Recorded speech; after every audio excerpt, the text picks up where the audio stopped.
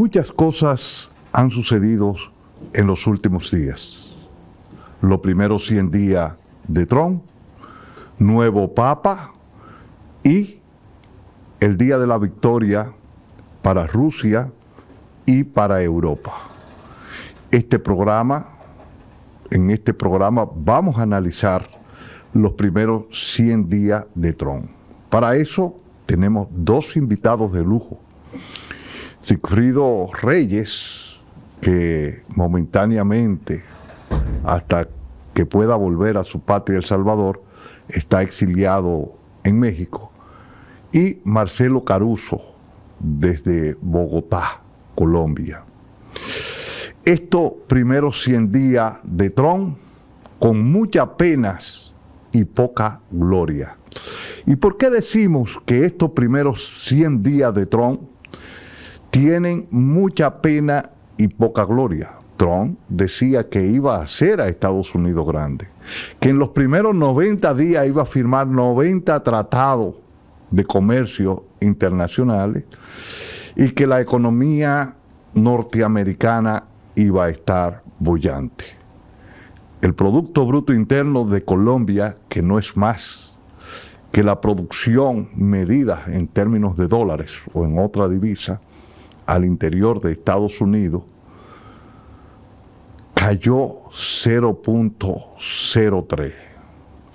Y aunque la inflación no se ha medido, porque se midió la de abril y es la de marzo que se tiene en abril, entendemos que en Estados Unidos se está próximo a una estanflación, que es estancamiento económico con inflación.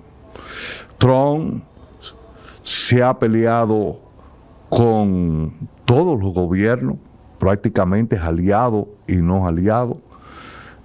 No ha firmado todavía el primer acuerdo de libre comercio. Las relaciones de él con Europa hoy son más malas que el otro gobierno que tuvo. Y todo esto va pintando una situación muy difícil para Estados Unidos.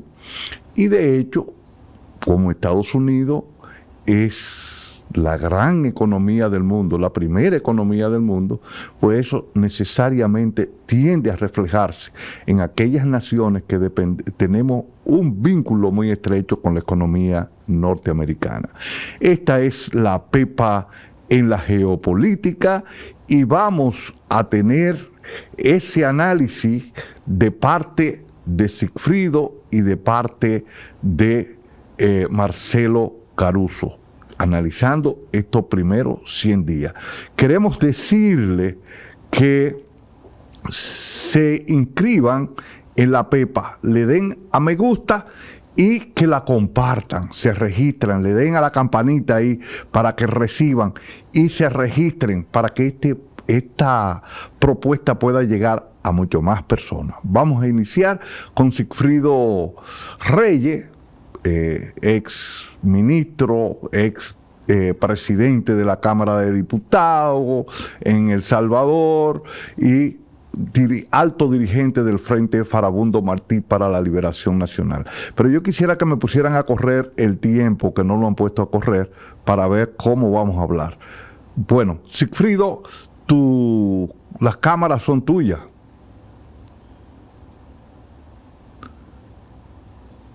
¿Me escuchas, Sigfrido? A esta reflexión y decir que es un gran honor compartir con otro gran compañero como es Marcelo Caruso esta reflexión conjunta, ¿no?, sobre lo que tú nos has pedido. ¿Qué ha pasado, qué está pasando en estos primeros 100 días del gobierno del señor Donald Trump, que recién acaba de cumplirse ese plazo? Bueno, creo que es importante decir que la palabra que a mi juicio refleja mejor estos 100 días es la palabra caos. O sea, Trump llega a la Casa Blanca, regresa después de 4 años de estar fuera, de haber perdido la elección con el señor Biden, regresa con una agenda que, por cierto, no es una agenda del señor Donald Trump, es una agenda configurada por grupos muy conservadores en Washington, como la Heritage Foundation, que es una fundación, o como ellos le llaman, un tanque de pensamiento más extremista, que configuró, previo a la victoria de Trump, un programa que prácticamente es el que está aplicando Donald Trump. El programa 2025, América 2025, bajo una premisa de que Estados Unidos está débil y por lo tanto hay que volverlo a hacer fuerte de nuevo. Y eso se convierte en un eslogan de campaña y ahora se convierte en el eje central, llamémosle, de la ideología gobernante. Volver a hacer América grande de nuevo. Y de hecho así se llama el movimiento que crea Trump, MAGA. Bueno, pero los resultados que estamos viendo en apenas 100 días creo que están muy lejos de lo que pudieran haber previsto los planificadores tanto de la Heritage Foundation como del grupo cercano a asesores de Trump. Porque si nos vamos ya a los aspectos concretos, tenemos un gobierno en un total desorden, donde uno no sabe quién está al mando. Aparece la figura curiosa de Mossos, con un poder que posiblemente nunca antes un multimillonario había tenido en una administración del gobierno. Siempre se habían guardado ciertas, llamémosle, ciertas formas. En este caso no se guardaron ninguna forma. A tal punto de que esta mezcla de intereses de un plutócrata como Elon Musk, con Trump y con su administración, terminó en una bochornosa, diría yo, presentación de automóviles de Tesla, que es la empresa de Elon Musk, en la Casa Blanca. Y Donald Trump aparecía como un vendedor de autos. O sea, esto, no sé si ustedes comparten conmigo, pero es una escena surrealista, absolutamente surrealista. En política exterior, Trump se ha encargado rápidamente de enemistar a antiguos aliados y distanciar aún más a viejos adversarios. Lo ha conseguido en tiempo récord. Creo que no fue necesario ni siquiera que llegara a la Casa Blanca, y a sus anuncios previos nos indicaban de que Trump volvía a intentar revivir aquel concepto de que Estados Unidos es una potencia única en el mundo, que tiene derechos exclusivos sobre el resto del mundo, que en América Latina tiene un patio trasero y que cualquier otro país tiene que ceder sus intereses a los intereses políticos de Estados Unidos. Se enemistó de esa manera con Dinamarca, uno de sus más fieles aliados, hablando de convertir a Groenlandia en un territorio norteamericano. Se enemistó con Canadá, planteando que Canadá debe ser el Estado 51, ofendiendo de manera profunda a los canadienses. En América Latina creo que, excepto algunos 2, 3 gobiernos de ultraderecha de rasgos semifascistas, el resto de gobiernos y pueblos sobre todo toman distancia de las acciones de Trump. Con sus aliados de la OTAN, pues es evidente que hay un distanciamiento. Tanto es así que por primera vez en décadas, posiblemente primera vez después de la Segunda Guerra Mundial, en Europa hay ahora un sentimiento de que Europa tiene que caminar por su propio camino, con sus propias estrategias de defensa y seguridad. Evidentemente, quizás el choque mayor ha sido con China en términos comerciales, porque bajo una premisa absolutamente falsa de querer reindustrializar a los Estados Unidos, impone aranceles verdaderamente desproporcionados, aranceles que no están destinados a controlar el comercio, sino que a impedir el comercio. Y el resultado está ahí. El comercio está prácticamente paralizado en estos momentos con China y con muchos países del mundo. En su anuncio sobre las llamadas tarifas, como llaman en inglés, aranceles para nosotros, Bueno, Trump le impone altos aranceles alrededor de 180 países o territorios, incluso un territorio allá por Australia poblado de pingüinos, lo cual nos ejemplifica lo absurdo de las decisiones de estos hombres que se han tomado la Casa Blanca. Creo que en política interna lo más destacado que podemos ver, ya por un lado, esta ofensiva contra la población migrante, que tampoco ha sido bien recibida por grandes sectores en los Estados Unidos, incluyendo el Papa León XIV, que el día de ayer a estas horas estaba siendo elegido allá en el Vaticano, que han mostrado una postura crítica frente a estas políticas antimigrantes. Y el otro aspecto que también yo destacaría es el ataque al sistema de justicia, porque realmente esta ofensiva antimigrante también está poniendo a prueba si en Estados Unidos existe o no un sistema de justicia independiente. Hasta ahora creo que los resultados son mixtos, porque en algunas cosas la Suprema Corte de Estados Unidos le ha dado la razón a Trump, en otras no, pero la batalla la veo más en el plano de los jueces federales, que efectivamente le han frenado varias de las acciones que han pretendido hacer y lo están enjuiciando por acciones de desacato, como fue, por ejemplo, el envío de ciudadanos venezolanos a El Salvador, violando abiertamente una orden judicial. En fin, yo en esta primera ronda, estimado Tito, Marcelo, creo que la palabra caos, la palabra desorden, la palabra aislamiento, son los conceptos que mejor definen la gestión de 100 días. Pero, por supuesto, estoy claro de que se está persiguiendo una agenda que estos señores no van a descansar, que aquel que piense que Donald Trump es un loco está profundamente equivocado. Es ciertamente un megalómano, es ciertamente un tipo con grandes ambiciones de poder, pero no es un loco. Hay agenda, hay programa, hay equipo trabajando en eso, y aunque por ratos nos pareciera un caos, un desorden, en un mismo día firma 3, 4, 10 órdenes ejecutivas, pero todo eso trae un programa, trae una estrategia detrás. No son decisiones tomadas de forma aislada. En algunos casos lo que estamos viendo, como es el tema de la guerra comercial, no es precisamente que busquen imponer aranceles, sino renegociar su posición comercial, como una de las tácticas ya reconocidas de Trump, de alzar en un primer momento la apuesta, la parada, asustar al contrario para obligarlo a sentarse a la mesa y de esta manera conseguir objetivos favorables para los Estados Unidos, ya sea en el plano económico, comercial, geopolítico, diplomático. Eso lo hemos visto, y hemos visto a gobiernos, como es el caso de Panamá, lamentablemente el señor Molina, que en vez de mostrar una postura de soberanía, de dignidad, de defensa de la neutralidad del Canal de Panamá, lo hemos visto prácticamente doblar la mano, tener las pretensiones de y anular el.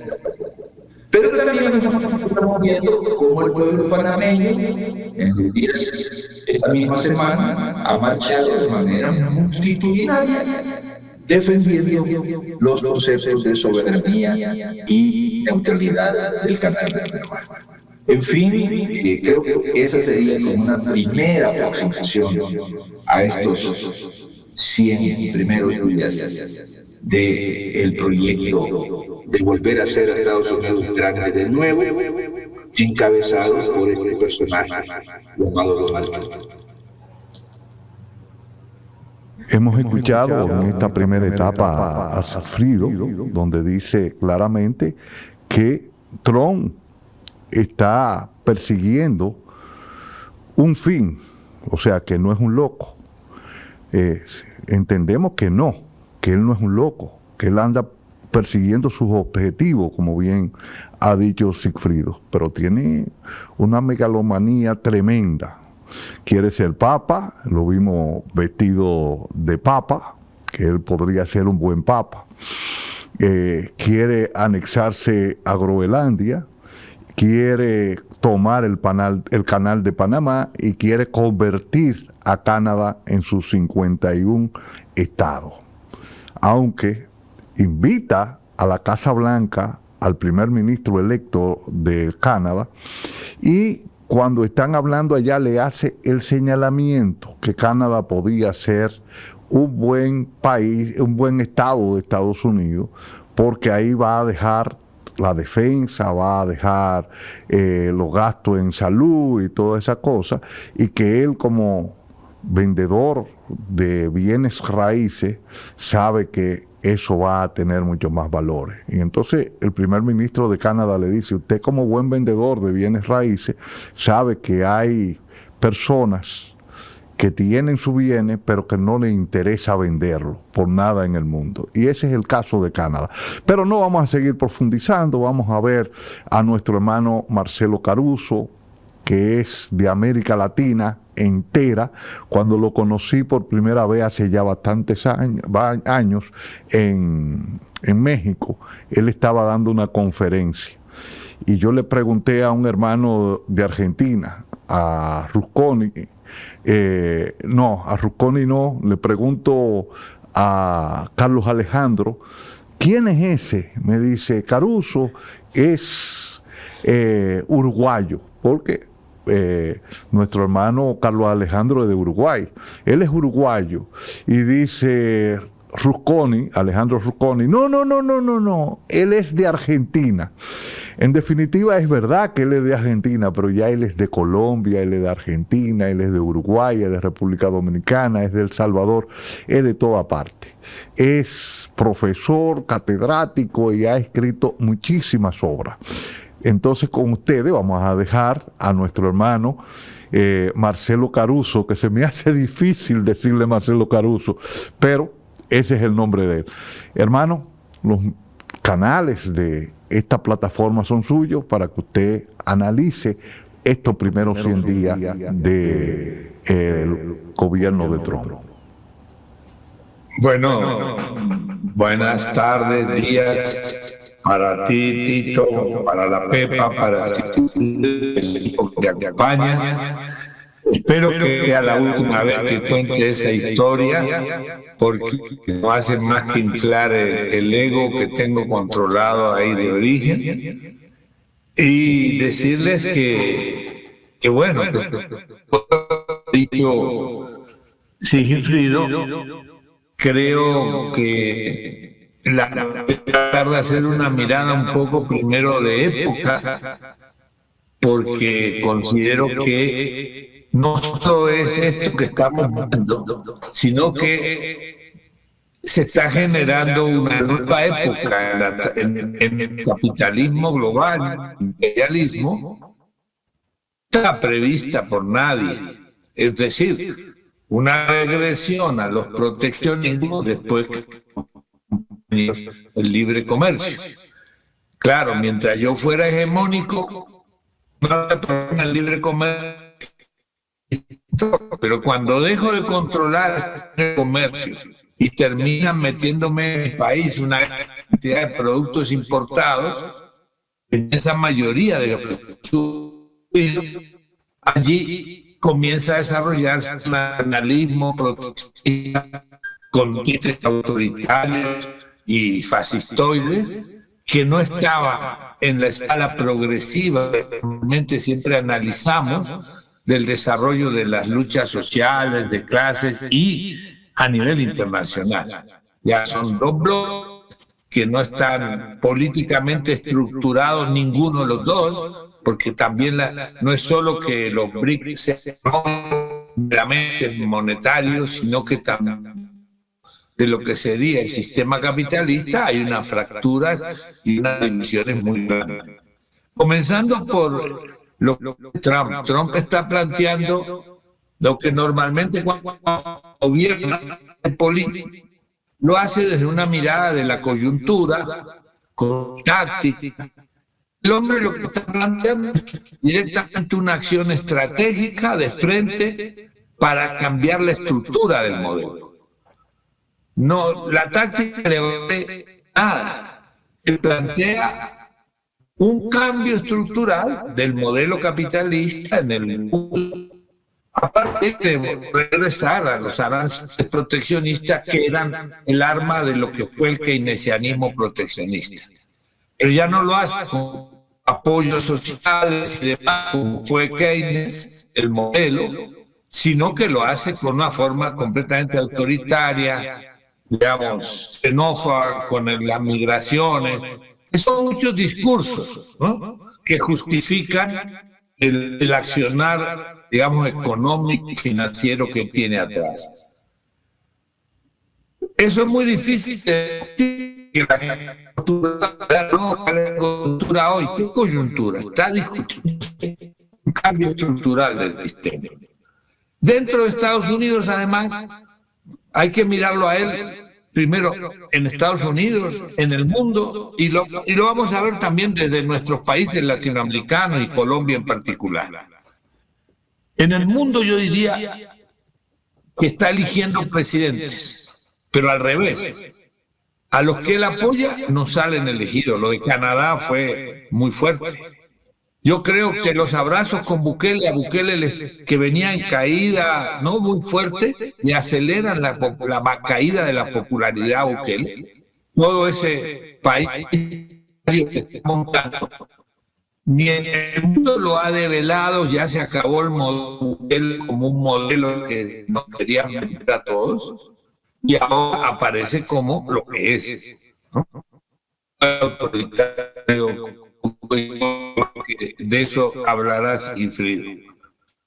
En el mundo que se pega con él, queda un tapón. Y eso pasa a la presidenta que llegó allá, muy fascistoide ella, y terminó con una interna de credibilidad muy fuerte. Entonces, allí yo diría que eso es una de las primeras consecuencias. La segunda, Europa, ¿no?, con un costo hacia sus sectores sociales, clases medias, muy fuerte y popular, porque va a un presupuesto militar en un 2-3%, y eso va a ser caída de los derechos. Hasta ahora la gente en Europa, la ciudadanía, frente a las crisis naturales del modelo que estaba haciendo, votando a la derecha. No iba a sectores progresistas ni izquierda, cosa que normalmente sucedía y ahora no. Pero con esto y con los que ha llevado a que organizaciones como España Vox o la Meloni con su fascistoide tengan que bajar el tono y no hablan de Trump. Pregúntenle a la oficina de Trump en España, se callan. En Colombia, Uribe no conoce a Trump. ¿Quién es? Si no sabe apoyar, hay una reacción en crecimiento que hay que analizar. Es un nuevo tipo de legalismo que no existía en el pasado tan claramente y llega a sectores empresariales que están afectados con esta medida, así sea, es el 10% que supuestamente es muy democrático. Te dejaré ahí primera parte para mostrar que tenemos que hablar de la economía. Hay un neoliberalismo que teníamos antes, que es de las políticas públicas, y un derecho que hablaba Sigifrido en ese terreno.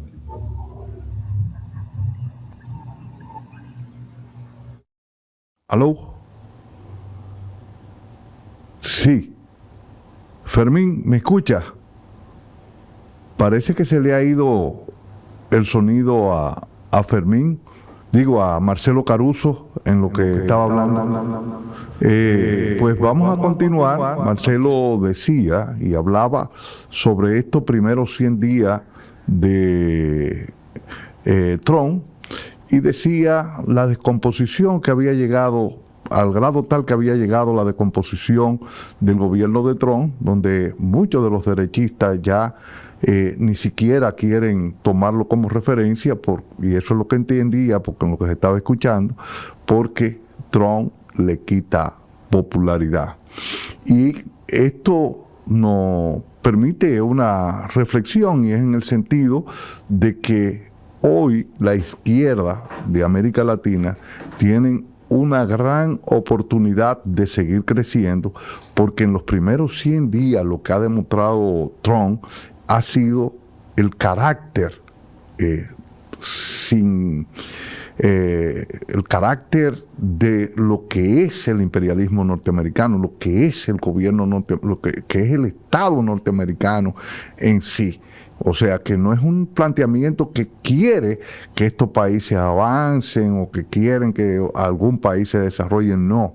Lo que ellos se plantean es ser Estados Unidos grande en contra de el crecimiento, la armonía y el desarrollo de nuestro pueblo. No sé si ha entrado Marcelo. No. Pues vamos a continuar entonces con Sigfrido en esta parte del análisis. Sigfrido, ¿tú estás en línea? Aquí estamos. Nada, vamos a continuar. Oíste lo que estaba expresando nuestro hermano Marcelo Caruso sobre la situación de los primeros 100 días del gobierno de Trump, que lo hemos calificado con mucha pena y poca gloria. Sí, yo creo que hay que analizar en estos 100 días un elemento extremadamente importante que lo citaba ya nuestro gran amigo Marcelo Caruso, es que el mundo se ha reconfigurado y el mundo de hoy, del año 2025, no es el mismo de cuando llegó Trump por primera vez hace 8 años a la Casa Blanca. Vemos un diseño geopolítico cada vez más multipolar, con grandes potencias que han venido afianzando su posición dentro de la economía mundial, dentro de las relaciones internacionales globales, que han establecido acuerdos muy sólidos y de gran calado para impulsar este proyecto de multipolaridad. El BRICS, que es un esquema que nació originalmente con 4 países, luego fueron 5 con Sudáfrica, ahora es un proyecto que podríamos decirlo ya claramente global, con incorporación de países de gran importancia política y política poblacional, como lo es Indonesia, como lo es Irán, como lo son los países que fueron admitidos recientemente en la última cumbre de Kazán, incluyendo a países de América Latina como Bolivia, como Cuba, otros países de Asia, de África. Ya en el BRICS está Egipto, está Etiopía. En fin, el mundo de hoy no es el mundo de 2016. Y Estados Unidos cada vez ha venido perdiendo capacidad para influenciar en los acontecimientos. Ante ello, Trump recurre al viejo recurso de la amenaza, al viejo recurso de la presión abierta, descarada, abandona casi cualquier forma de diplomacia y se lanza muy agresiva, buscando conseguir sus objetivos. Pero ¿qué tenemos como resultado? Yo veo una serie bastante... se propuso, quizás una de las pocas perspectivas que uno no quería celebrar, es buscar un fin de la guerra en Ucrania. Magnífico. Todos queremos que esa guerra finalice. El costo humano es terrible. Los costos para los pueblos que en esa región son enormes. Trump lo promete solucionar en 24 horas, pero resulta que han pasado 110 días y a esa guerra en Ucrania no se le ve fin, porque las causas de ese conflicto son muy profundas. Y como lo ha dicho de manera reiterada la parte rusa, si no se tocan esos elementos profundos que dan origen a ese conflicto no va a parar, porque Trump así lo ordene o lo quiera. Y pues tenemos entonces que esas iniciativas, que son bastante superficiales en el sentido de conseguir un cese del fuego para 30 días, parar el ataque a infraestructuras energéticas durante un X tiempo, etcétera, pues realmente han probado que son totalmente limitadas y que no van a poner fin a la guerra. El fin a la guerra se tendrá que poner cuando haya una claridad absoluta de que Ucrania no entrará a ser parte de la OTAN, que no será más una plataforma de agresión contra Rusia, de amenaza contra Rusia, que ya no habrá persecución de los pueblos de habla rusa en el territorio de Ucrania, que ese país se va a desmilitarizar en términos de no convertirse en una amenaza para los intereses de seguridad de Rusia. Si eso no se toca, pues prácticamente el conflicto seguirá. Lo vemos también en relación a China. China resultó un hueso demasiado duro de roer para Trump. Y prácticamente los mismos Estados Unidos, la misma administración de Trump, ha tenido que recular. Tanto es así que este mañana sábado, a solicitud de Estados Unidos, se va a realizar en Suiza una reunión para empezar a hablar de cómo van a ser las futuras relaciones comerciales entre China y Estados Unidos. O sea, Trump armó el problema, incendió la pradera y luego vio que el incendio se le estaba acercando a su propia casa. Entonces han tenido que pedirle a China, le han implorado a China que por favor se reúnan, porque no encontraron, como esperaban en China, un adversario débil que rápidamente iba a ceder ante las pretensiones de esta administración con rasgos claramente imperialistas, como tú lo has dicho, Tito, y yo iría más allá, neofascistas. Vemos también cómo en otras regiones del mundo sus pretensiones se han estrellado contra la voluntad de otros pueblos. Vemos el caso de Gaza, el caso de Palestina. La primera gran idea de Trump es expulsar al pueblo palestino de Gaza y convertir esa región en una especie de gran centro de turismo y negocios. Sin palestinos, sin palestinos.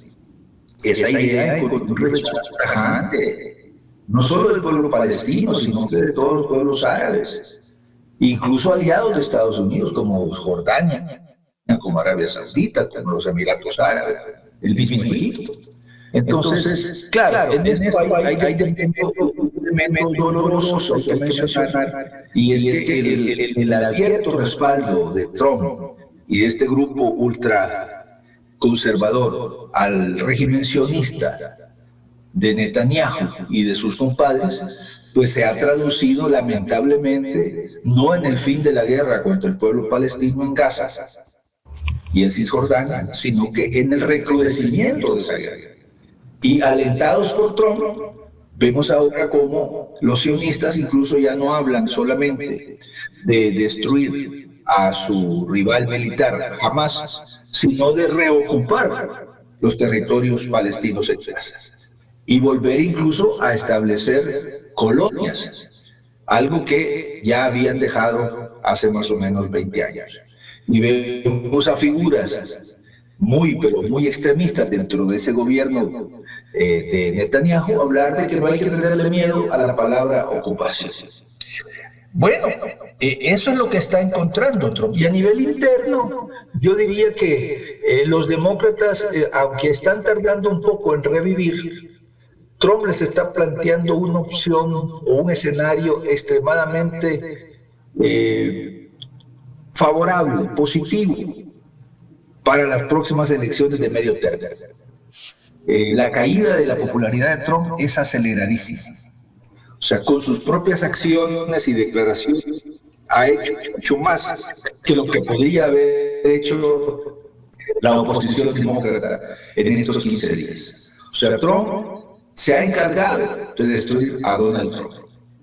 Y el sentimiento que está creciendo en la sociedad norteamericana, que lo podemos ver además en miles y miles de manifestaciones en cientos de ciudades de Estados Unidos, es que en la próxima elección se la van a cobrar, se la van a cobrar.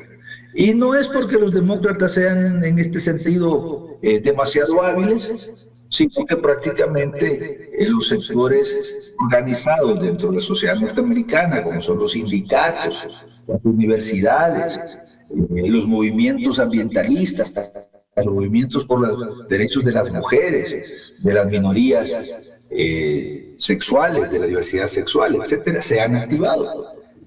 Y eso nos hace presagiar que esa elección, segundo término, muy probablemente Trump va a perder el Congreso. Y si pierde el Congreso, prácticamente el resto de su mandato estaría pues prácticamente condenado a una especie de, llamémosle, de muerte en vida, sin tener ya capacidad real de incidir en los acontecimientos. Por eso esta situación que creo yo cada vez en relación a la política interna de agresividad, de persecución para evitar que esa situación se dé. La economía ha caído producto de las mismas malas decisiones de este grupo enquistado en la Casa Blanca. En vez de fortalecer su economía, de darle un impulso para el crecimiento, en realidad lo que ha desatado es una incertidumbre tan grande que eso ya afecta los factores que producen el crecimiento económico. La incertidumbre es el peor veneno para una economía. Y Trump, en cada declaración que da, él o alguno de sus funcionarios, simplemente alimenta esa incertidumbre. Y los resultados están ya a la vista. Inflación es supuestamente uno de los objetivos de la política económica de Trump, es frenar la inflación. En realidad lo que han hecho es disparar la inflación. Y su enfrentamiento con la Reserva Federal, con el presidente de la Reserva Federal, no ha hecho sino agravar la situación. Ayer la Reserva Federal decidió mantener los tipos de interés que son altos para la economía norteamericana, a pesar de que Trump les esté exigiendo que los bajen. Pero él les pide que bajen los tipos de interés, pero sus acciones refuerzan una tendencia al alza de los tipos de interés. Porque, como lo discutimos hace algunas semanas, estimado Tito, los bonos del Tesoro en los Estados Unidos se han empezado a vender porque hay una pérdida de confianza en los bonos del Tesoro. Y la pérdida de confianza va relacionada de manera directa al aumento de las tasas de interés. Entonces, lo que Trump proclama con una mano, con la otra lo deshace. En realidad, el sistema político norteamericano hoy mismo está sometido a una tremenda prueba. Porque resulta de que, como lo hemos discutido, no tiene una visión, yo diría, absoluta y totalitaria del poder, lo cual rompe con todo un esquema constitucional y ciertas tradiciones políticas en los Estados Unidos. Él cree que es un emperador o un presidente, que los jueces se le tienen que someter, que el Congreso tiene que ser una oficina para pasarle leyes, que los medios de comunicación solamente lo tienen que alabar, que los movimientos sociales lo tienen que aplaudir y que el resto del mundo se lo tiene que subordinar. Pero resulta que el mundo, como lo decía hace un momento, ha cambiado. Y muchos países, no todos lamentablemente, pero muchos países están ahora en una posición de decirle, señor Trump, sus intereses no son los nuestros, su agenda no es la nuestra y nos vamos a permitir caminar por un... Lo hacen incluso aliados tan débiles como era Canadá o los europeos. Así que yo veo una especie de claro oscuro, estimados amigos. entre fracasos, algunos logros que yo consideraría más bien pírricos, y una situación interna en Estados Unidos que en el mediano plazo, si no hay un cambio radical en las posturas de la Casa Blanca y en los exabruptos de su presidente, podría llevar a que él mismo le facilite a la oposición demócrata, porque no hay otra oposición articulada, el recuperar una mayoría legislativa que permita prácticamente frenar la agenda ultraconservadora, al menos el próximo año 2026. Ahí escuchábamos a nuestro hermano Sigfrido Reyes cuando hablaba sobre la debilidad de los demócratas, pero también hablaba de la pérdida de popularidad de Trump y cómo los demócratas sin muchos esfuerzos pueden controlar la Cámara de Representantes o sea, controlar el Congreso. Estamos de acuerdo, la popularidad de Trump se ha desplomado y se va a seguir desplomando en la medida que Trump va hablando y va dando señales de desesperación. Cada vez que él da una señal de desesperación,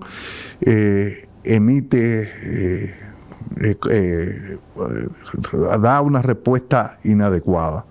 Primero, cuando llegó, dijo en forma grotesca que los países del mundo tenían que besarle el trasero a él.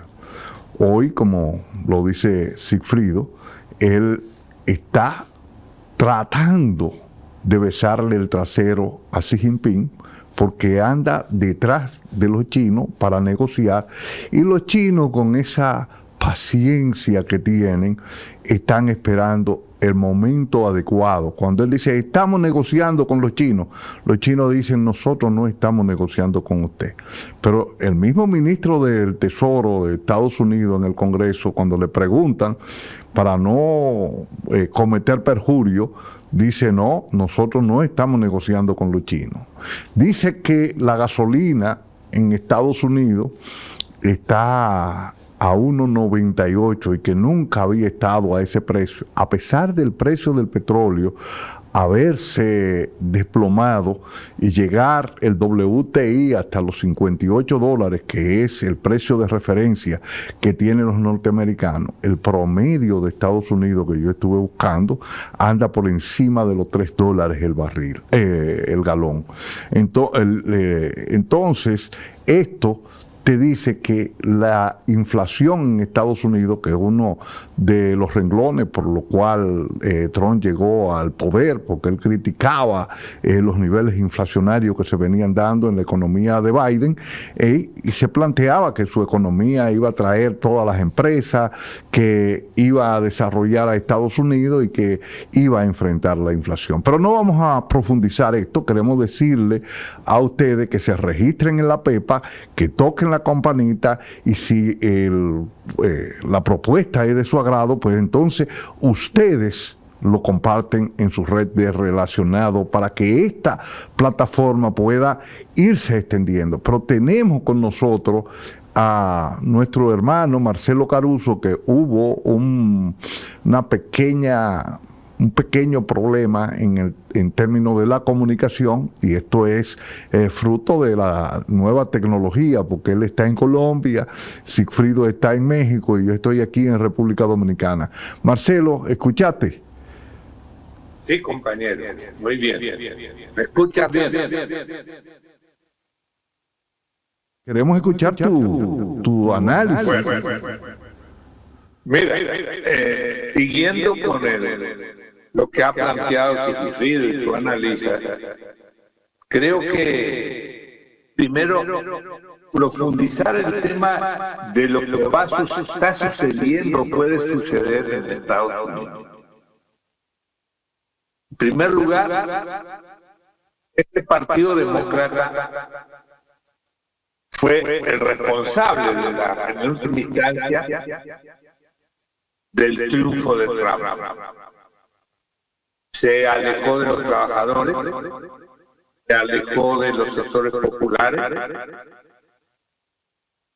excluyó a Bernie Sanders de toda esa ala socialdemócrata que se venía construyendo. Y Trump capturó el voto de todo ese voto de los sectores llamados más vulnerables por el modelo propio que funciona dentro de Estados Unidos, que también es excluyente. Y se lo ganó. Pero hoy en día lo que están viendo y como se analizaba, encuentro mucho eco real. ¿Sí? Bueno. Toda esa franja hay dos opciones. Una parte va a ir a la abstención, porque todavía sigue la bronca con esas élites demócratas que son los que llegaron a las universidades, los que tienen acceso a una vida muy placentera. Y esa parte no se va a regenerar al fácil. Puede que tengan votos en algunos sectores empresariales, pero no es tan fácil que capturen ese voto popular. ¿A qué estoy pensando? Por primera vez puede haber posibilidades de una fuerza, una ruptura demócrata que plantee una opción, una tercera propuesta de Estados Unidos, más hacia en general, progresista. Porque las consecuencias de Trump es que va a generar, como se realizó, una desilusión y no necesariamente van a volver a esa élite de. Por otro lado, quería analizar lo que está sucediendo en el bloque del hombre, siguiendo el análisis. La reunión en Rusia, que se acaba de hacer con el aniversario de la derrota del nazismo y la firma del armisticio,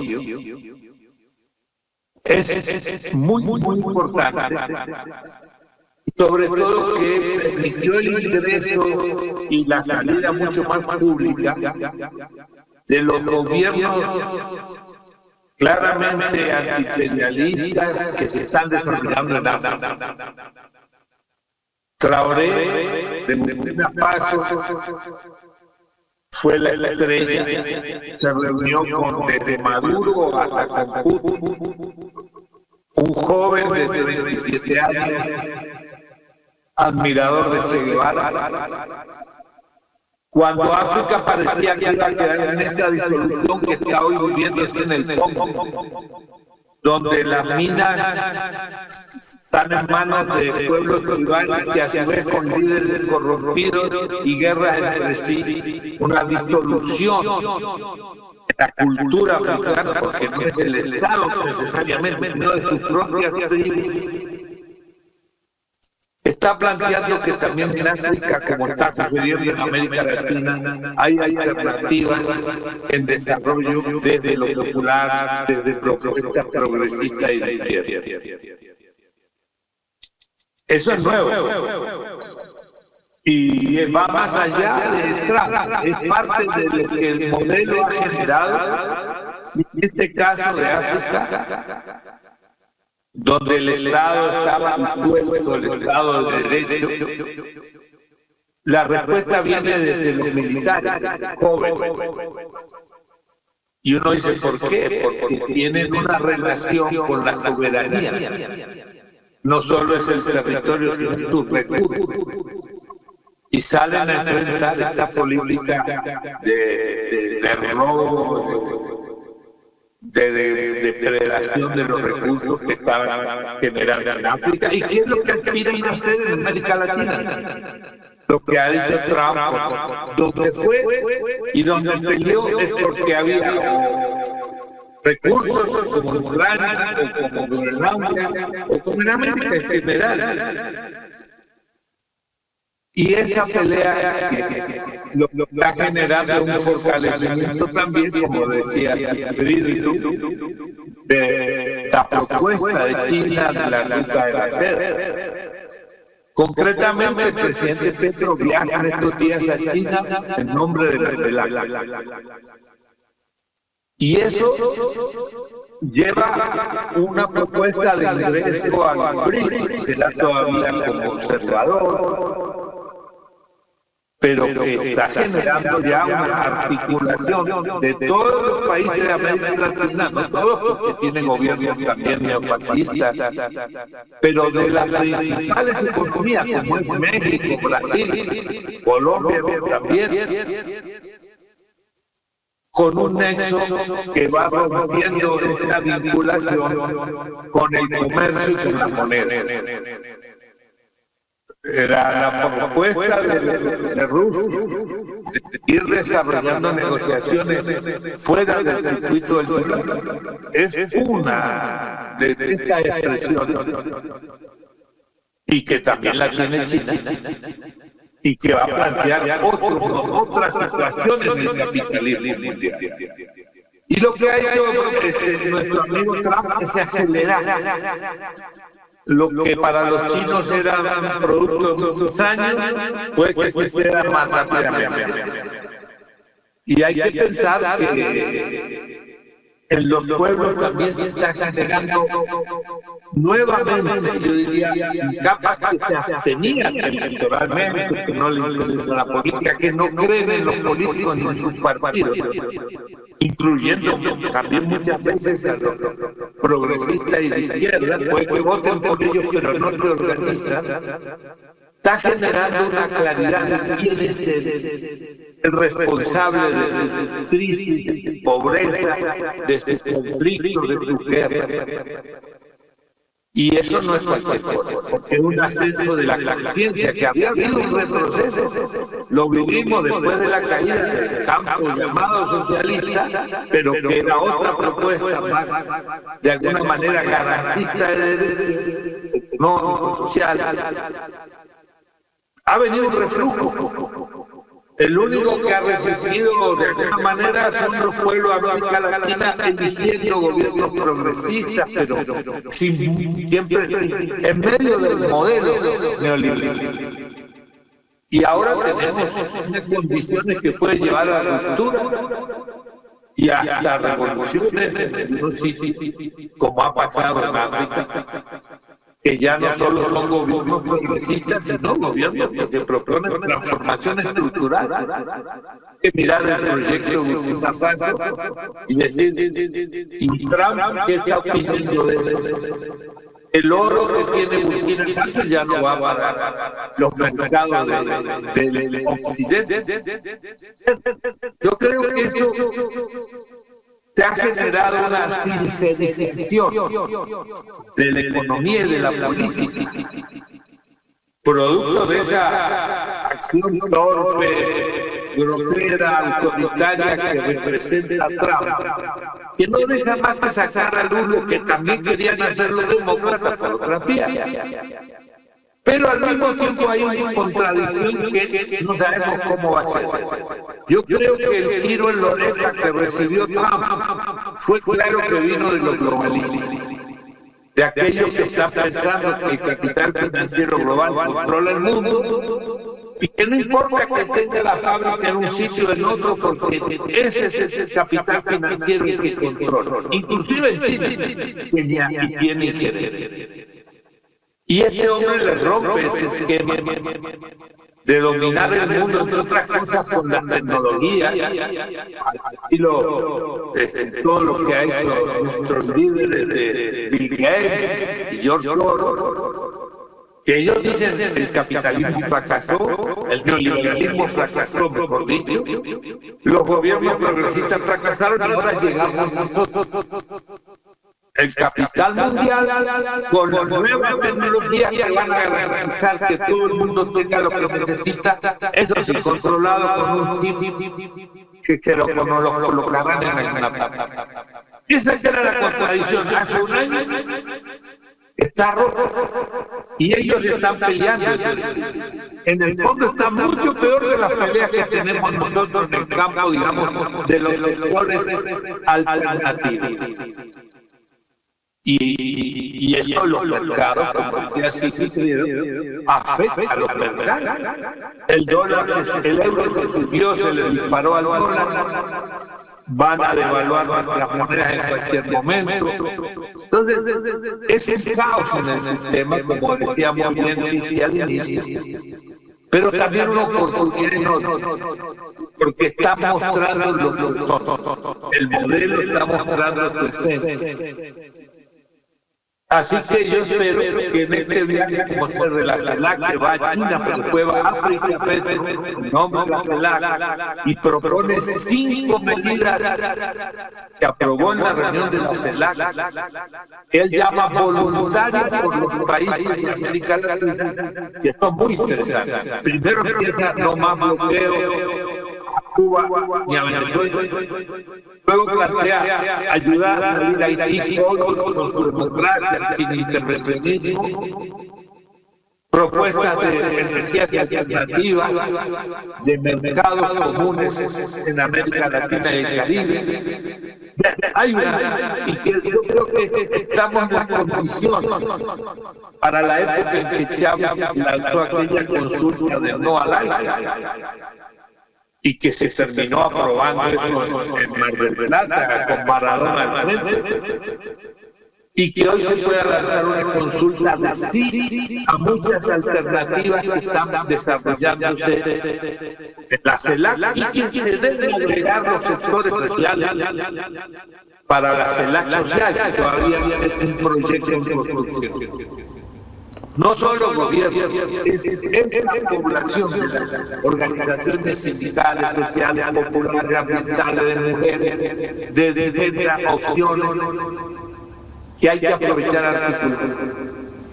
Porque la gente está sintiendo que el mundo está sacudido, pero no puede quedar mano en uno que otro gobierno o estructura como la CELAC, que requiere el consenso.